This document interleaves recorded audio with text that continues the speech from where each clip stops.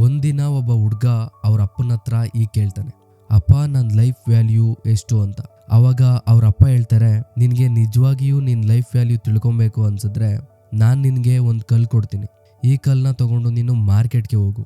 ಅಲ್ಲಿ ಯಾರಾದ್ರೂ ಇದ್ರ ಪ್ರೈಸ್ ಎಷ್ಟು ಅಂತ ಕೇಳಿದ್ರೆ ನೀನೇನು ಮಾತಾಡ್ಬೇಡ, ನಿನ್ನ 2 ಬೆರಳನ್ನ ತೋರಿಸು ಅಷ್ಟೇ. ಅವ್ರ ಅಪ್ಪ ಹೇಳಿದಾಗೇನೆ ಹುಡ್ಗ ಮಾರ್ಕೆಟ್ಗೆ ಬಂದು ಕೂತಿರ್ತಾನೆ.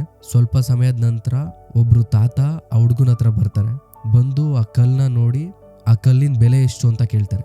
ಅದಕ್ಕೆ ಆ ಹುಡ್ಗ ಸೈಲೆಂಟ್ ಆಗಿರ್ತಾನೆ, ಏನು ಮಾತಾಡಲ್ಲ. ಅವ್ನು 2 ಬೆರಳನ್ನ ತೋರಿಸ್ತಾನೆ. ಆ 2 ಬೆರಳನ್ನ ನೋಡಿ ಆ ತಾತ, ಏನು 200 ರೂಪಾಯಿನ? ಸರಿ, ನಾನ್ ನಿನ್ಗೆ 200 ರೂಪಾಯಿ ಕೊಟ್ಟು ಈ ಕಲ್ನ ತಗೊಂತೀನಿ ಅಂತ ಹೇಳ್ತಾರೆ. ಇದನ್ ಕೇಳಿದ ತಕ್ಷಣ ಆ ಹುಡ್ಗ ಶಾಕ್ ಆಗ್ಬಿಡ್ತಾನೆ.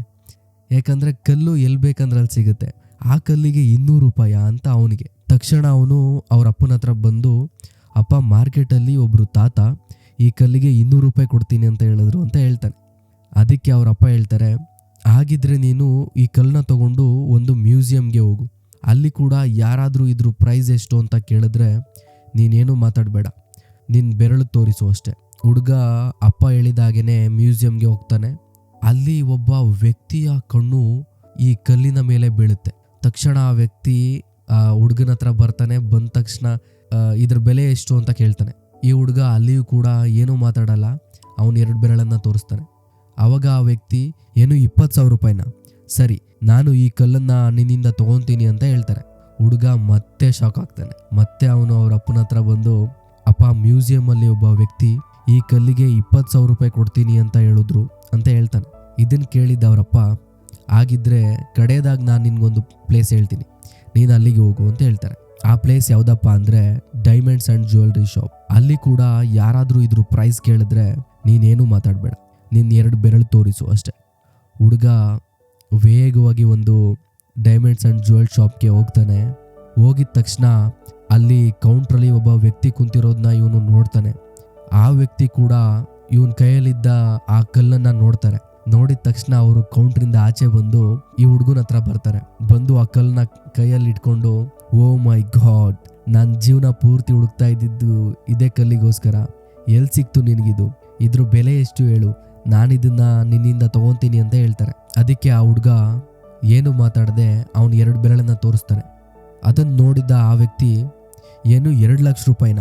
ಸರಿ, ನಾನ್ ನಿನಗೆ 2 ಲಕ್ಷ ರೂಪಾಯಿ ಕೊಡ್ತೀನಿ, ಈ ಕಲ್ಲನ್ನ ನೀನು ನನಗೆ ಕೊಟ್ಬಿಡು ಅಂತ ಕೇಳ್ಕೊಂತಾರೆ. ಇದನ್ನ ನೋಡಿ ಆ ಹುಡುಗನ ಕಣ್ಣಲ್ಲಿ ನಂಬಕ್ಕೆ ಆಗಲ್ಲ, ಒಂದು ಕಲ್ಲಿಗೆ 2 ಲಕ್ಷ ರೂಪಾಯಿನ ಅಂತೇಳಿ. ಮತ್ತೆ ಅವನು ಅವ್ರ ಅಪ್ಪನ ಹತ್ರ ಓಡಿ ಬರ್ತಾನೆ.